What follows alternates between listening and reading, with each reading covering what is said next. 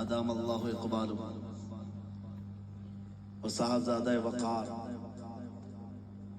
اور صوفی باصفادت عبد الوحید صاحب قبلہ حضرت علامہ فیاض احمد صاحب، دیگر یہاں پر موجود منبر نور پر اساتین ملت، حاضرین اہل سنت و جماعت، السلام علیکم ورحمۃ اللہ وبرکاتہ۔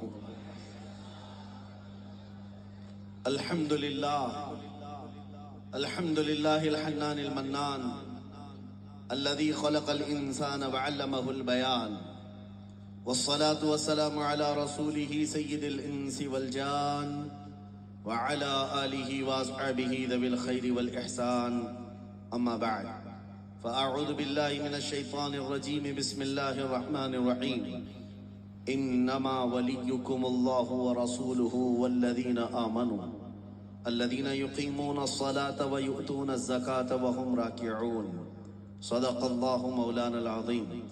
بارگاہ رسالت معاب صلی اللہ تعالی علیہ وسلم میں ایک بار درود پاک کا ہدیہ پیش کریں۔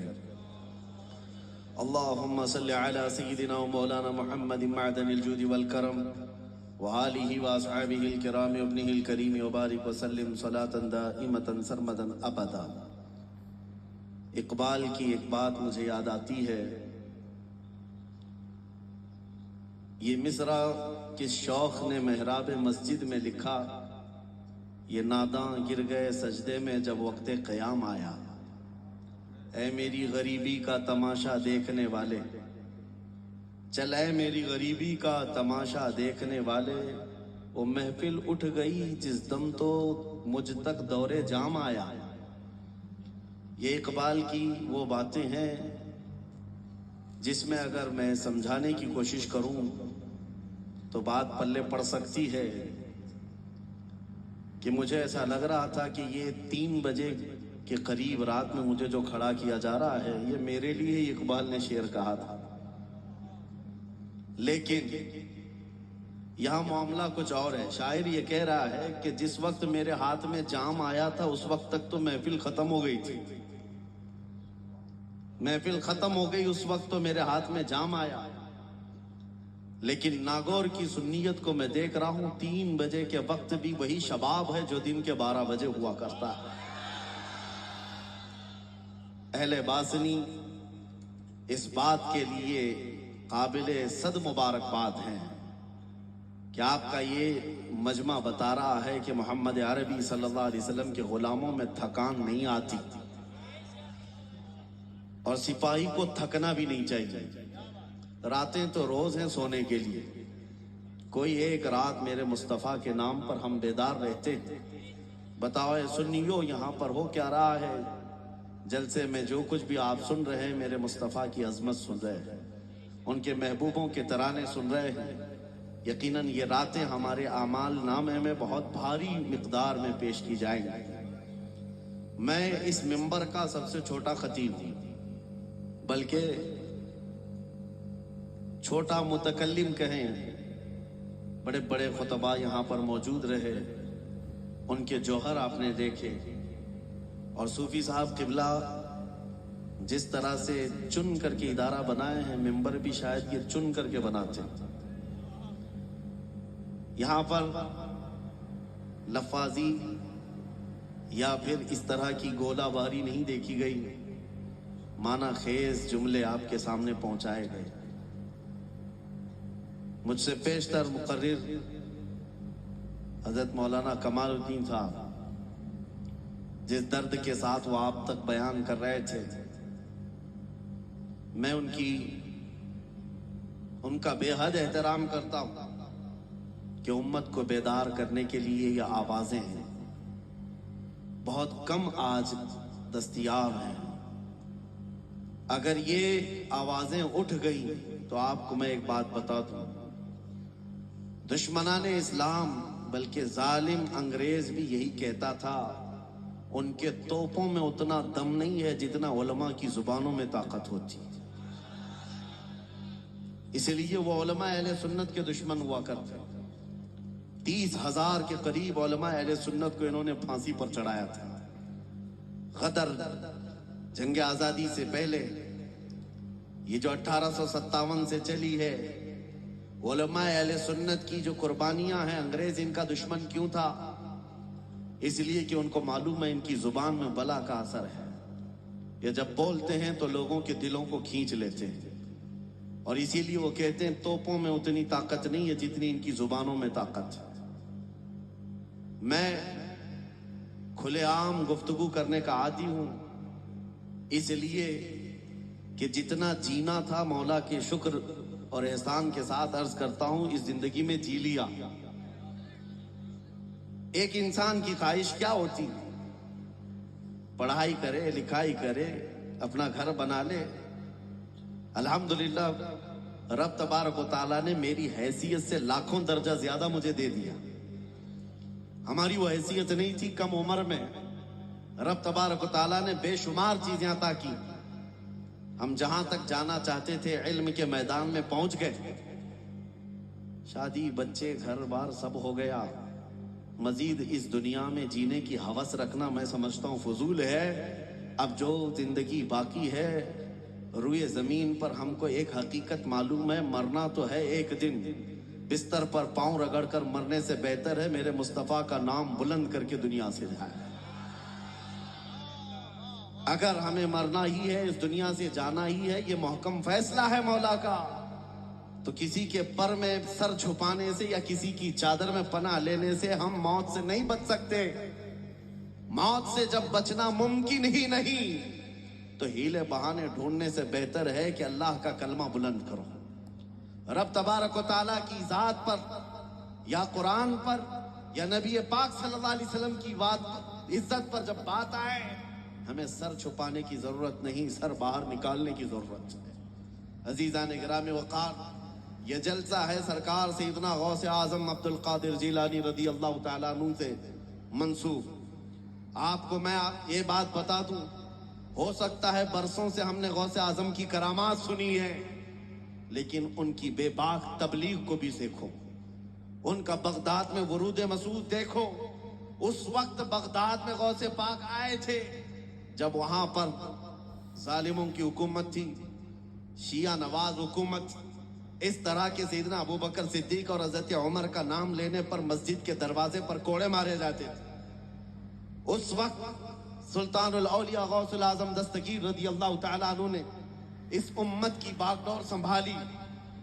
خانقاہ میں بیٹھنے والے مرشدان نظام، یہ نہیں ہے کہ تربیت کا مطلب، تصوف کا مطلب دنیا سے دوری اور مخلوق سے دوری، صرف یہ مطلب نہیں مخلوق میں رہ کر مخلوق کی رہبری کرنا، یہ اصل تصوف ہے اور فقراء کا مسلک ہے۔ فقراء کا مسلک یہ، جب امت مصطفیٰ میں بگاڑ دیکھو تو گوشہ نشینی نہیں، ان کے درمیان رہ کر باطل سے ٹکر لے کر ان کی اصلاح کی کوشش کی جائے۔ غوث اعظم سیدنا عبد القادر جیلانی رضی اللہ تعالیٰ عنہ بغداد معلیٰ میں جب کھڑے ہوئے، جانتے ہیں کئی لوگ آپ کے حاسد تھے، کتنے لوگوں نے دامن کھینچنے کی کوششیں کی ہیں، وقت کے خلیفہ کے پاس جا کر کتنے لوگوں نے آپ کے خلاف بھڑکایا اور ایکشن لینے کی باتیں تک آئی۔ اس وقت جو موجود خلیفہ تھا اس نے کئی مرتبہ ہیلے بہانے سے آپ کو اپنے قریب کر کے یا ان کی آواز کو دبانے کی کوشش کی، لیکن ہر آئے دن خبر یہ آتی، جامع مسجد میں جب غوث پاک رضی اللہ تعالیٰ عنہ خطبہ دیتے ہیں 70,000 سے کم کا مجمع نہیں ہوتا، اور مجمع بھی ایسا کہ جب وہ بولتے ہیں تو صرف لوگ سنتے نہیں ہیں بلکہ رب تعالیٰ کے حضور اپنی جانیں بھی قربان کر جاتے ہیں، دنیا و ما فیہا سے بے خبر ہو جاتے ہیں۔ غوث اعظم کا یہ اثر بڑھتا چلا گیا۔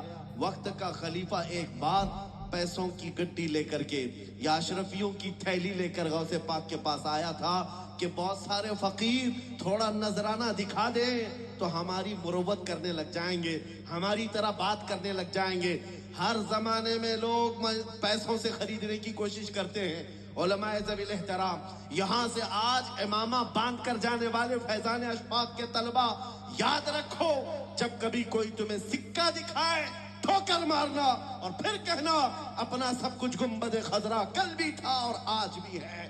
ہمارے لیے دولت کوئی معنی نہیں رکھتی۔ غوث اعظم کا مرید ہے تو کیا مسلک لے کر چلتا ہے؟ خلیفہ وقت کا آیا، اشرفیوں کی تھیلی لے کر کے آیا غوث پاک کے دربار میں. اشرفیوں کس کو کہتے ہیں؟ سونے کے سکے ہوا کرتے تھے، لا کر کے نذرانے کے طور پر پیش کیا. آپ نے فرمایا فقیر کو اس کی حاجت نہیں، لے جاؤ. پھر اصرار کیا کہ اس کو قبول کر لیں. کچھ لوگ نذرانہ اسی لیے دیتے ہیں تاکہ ہمارا دباؤ ان پر بنا رہے، ہمارا احسان ان پر جمع رہے اور یہ ہمارے حساب سے بات کیا کرے. غوث پاک کا مسلک یہ ہے. آپ نے فرمایا اس فقیر کو اس کی حاجت نہیں، لے جاؤ. دوبارہ اصرار کیا، پھر آپ نے منع کیا. تیسری مرتبہ کہنے لگا کیا ہدیہ قبول کرنا سنت نہیں ہے؟ کیا یہ ہدیہ آپ قبول نہیں کرتے؟ غوث پاک نے وہ اشرفیوں کی تھیلی اس کے ہاتھ سے لی اور اس کے بعد اپنے ہاتھوں سے نچوڑنا شروع کیا. جب نچوڑنے لگے تو اس سے خون کے قطرے ٹپکنے لگے. خون اتنا بہنے لگا کہ وہ وقت کا خلیفہ بے ہوش ہو کر گر پڑا. جب افاقہ ہوا تو کہا کہ یہاں سے لے کر چل پڑ اپنی جگہ پر، ورنہ اس سے اتنا خون نکالوں گا کہ یہاں سے لے کر تیرے محل تک نالیاں بھر جائیں گی. اس لیے کہ عبد القادر کو پتا ہے یہ غریبوں کا چوسا ہوا مال لے کر تو ایک فقیر کو نذرانہ دینے آیا ہے. عزیزان گرامی وقار، یہ بے نیازی، یہ غنا جو ان فقراء میں تھی آج کے درویشوں میں کاش یہ اگر آ جائے. یہ نہیں ہے کہ ہم کسی امیر زادے کا احترام کرتے ہوئے جگہ چھوڑ دیں یا کسی نیتا کے آنے پر ہم اپنی امت بھول جائیں. یہ فقراء کا مسلک نہیں، غوث اعظم کا مسلک نہیں. دنیا ایک جگہ ہے، میرے مصطفیٰ کے قدموں میں رہنے والا، پھٹے پرانے کپڑے پہننے والا فقیر بھی ہو، وہ ہمارے سروں کا تاج ہے، وہ ہمارے سروں کا تاج ہے. ہم نے جو عزت دوسری جگہ ڈھونڈنی شروع کی ہے، ہماری عزت چلی گئی ہے، ہماری عزت چلی گئی ہے. اقبال نے کہا ان کے جو ہم غلام تھے خلق کے پیشوا رہے، ان سے پھرے جہاں پھرا پھر آئی کمی وقار میں. حضور پاک صلی اللہ تعالی علیہ وسلم سے جو عزت ملی ہے وہی عزت سب سے بلند ہے، سب سے بلند و بالا ہے. اور ان سے نسبت رکھنے والے غلاموں کی عزت کرنا. میرے عزیزو، اپنا مسلک بناؤ، اپنا یہ مشن بناؤ کہ میں ہمیشہ اس چیز کو دیکھتے آ رہا ہوں. آج لوگوں کے ہاں یہ طریقہ کار بدل گیا. جس کے پاس مال زیادہ ہے آپ یہ سمجھتے ہی وہ اپنے وقت کا سٹار ہے، یا اس کے پاس شہرت زیادہ ہو گئی ہے. دنیاوی معاملات میں آپ کو یہ لگنے لگ گیا کہ یہ دنیا کا بڑا آدمی ہے، اس کے آگے پیچھے چلنا چاہیے، سیلیبریٹی سٹار ہے. آپ عزت دنیاوی معاملات میں ڈھونڈنے لگ گئے، جبکہ میرے عزیزو نبی پاک صلی اللہ تعالی علیہ وسلم کی نسبت میں جس نے عزت ڈھونڈی ہے اللہ اس کی عزت اتنی بڑھا دیتا ہے، اتنی بڑھا دیتا ہے. یہ تجربے کی بات کر رہا ہوں. آج ہمیں دنیا پہچانتی ہے تو اس لیے نہیں کہ ہم کسی پارٹی کے نیتا بن کر تمہارے پاس آئے. دنیا صرف ہمیں جو پہچانتی ہے وہ صرف اتنی نسبت ہے، جب تک بکے نہ تھے تو کوئی پوچھتا نہ تھا. یا رسول اللہ تم نے خرید کر ہمیں انمول کر دیا. ہماری زندگی میں اس نوکری کے علاوہ کیا ہے؟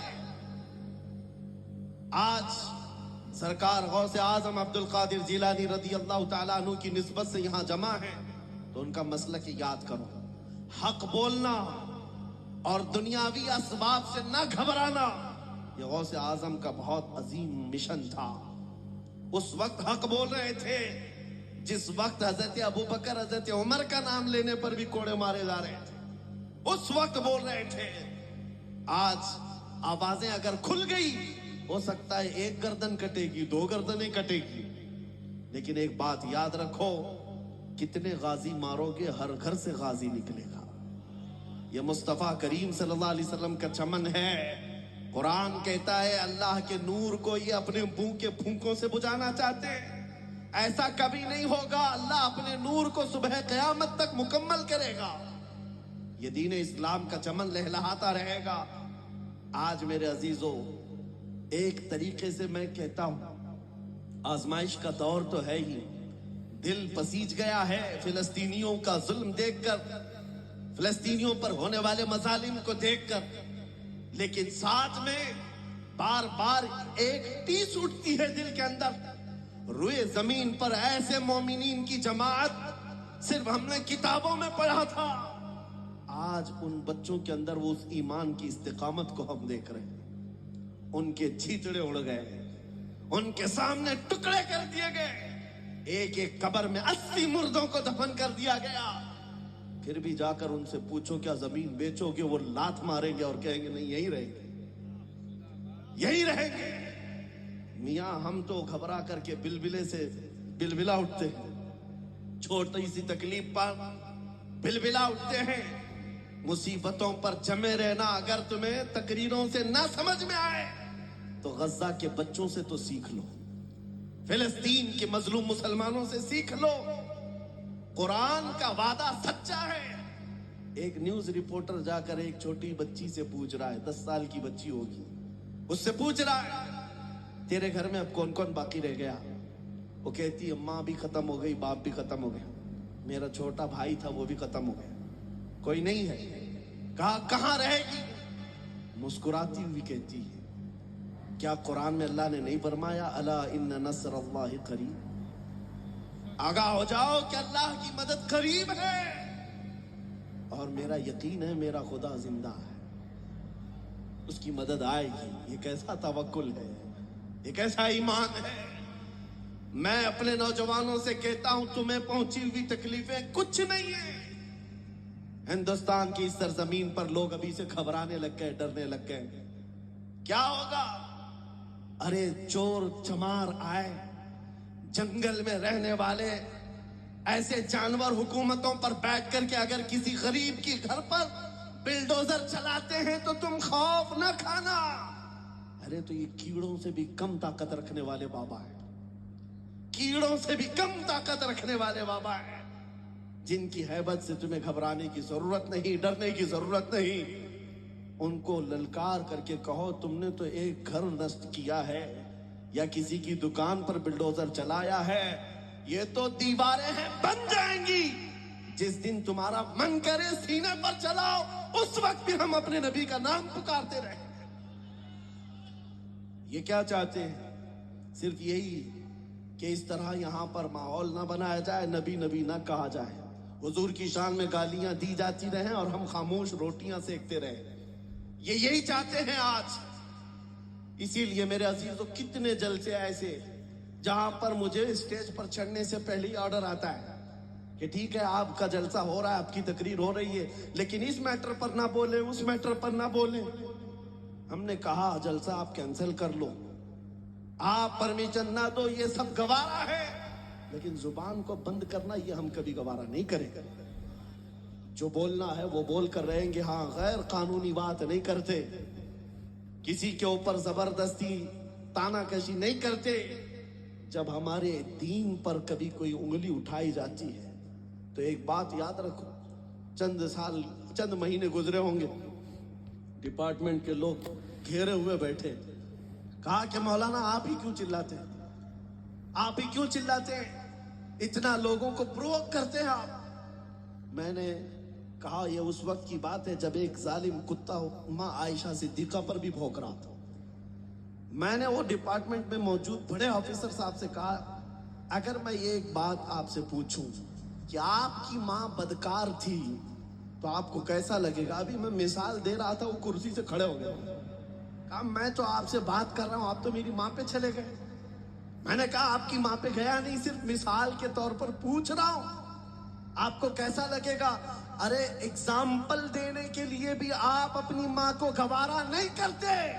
کان کھول کر سن لو, ہم مسلمان ہیں, کروڑوں ماؤں سے زیادہ اپنے نبی سے محبت کرتے ہیں.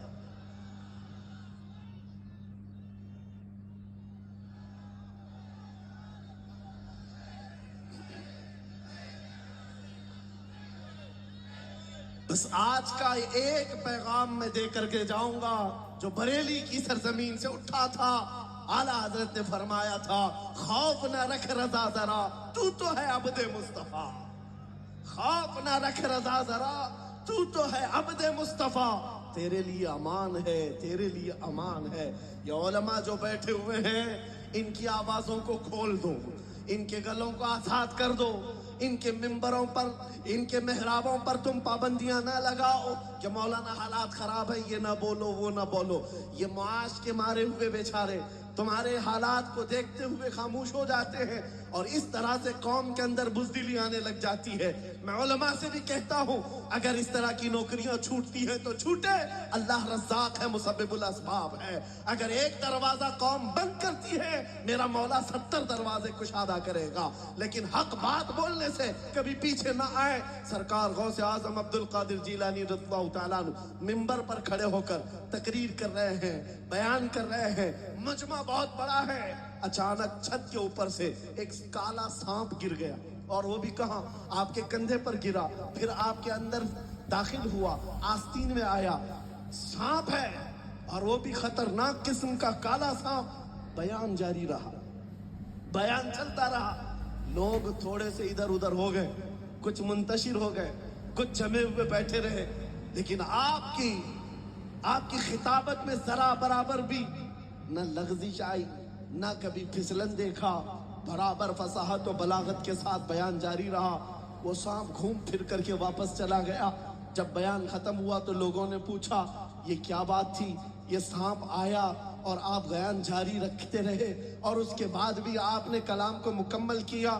غوث پاک رضی اللہ تعالیٰ عنہ فرماتے ہیں میں اس قادر کا بندہ عبد القادر ہوں، مجھے اس کی قدرت پر یقین ہے۔ اگر مولا نے میری موت لکھی ہے تو یہ کالا کیڑا نہیں، چونٹی سے بھی موت ہو سکتی ہے، اور اگر اس نے موت نہیں رکھی، اس طرح کے 100 سانپ بھی میرے گلے میں لٹک جائیں، مجھے کوئی موت نہیں دے سکتا۔ اس یقین کے ساتھ آج اس زمین پر جیو۔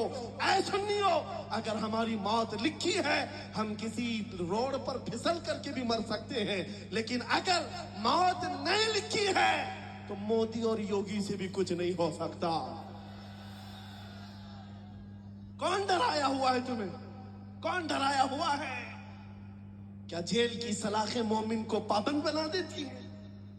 کیا جیل کی سلاخیں اور پھانسی کے پھندے ہمارے جذبات کو کچل دیتے ہیں؟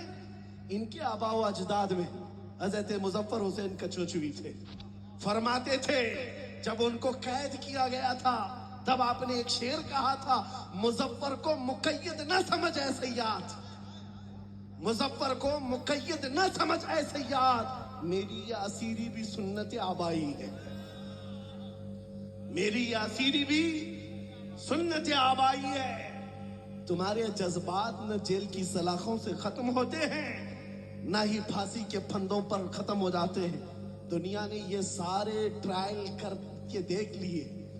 ہمارے ساتھ، ہمارے اسلاف کے ساتھ امام احمد بن حنبل کو جب بازار بغداد میں کوڑے مارے جاتے تھے، تقریباً 300 کوڑے مارے گئے، وقفے کے ساتھ کئی مرتبہ کوڑے مارے گئے۔ آپ کا مشہور زمانہ ایک چور کے سامنا ہوا۔ اس زمانے کا ایک چور تھا، راستے سے گزر رہا، یہ بات بہت ہی اہم ہے۔ امام احمد بن حنبل کو دیکھ کر کے وہ رک گئے، کہا احمد بن حنبل مجھے پہچانتے ہو؟ کہا نہیں۔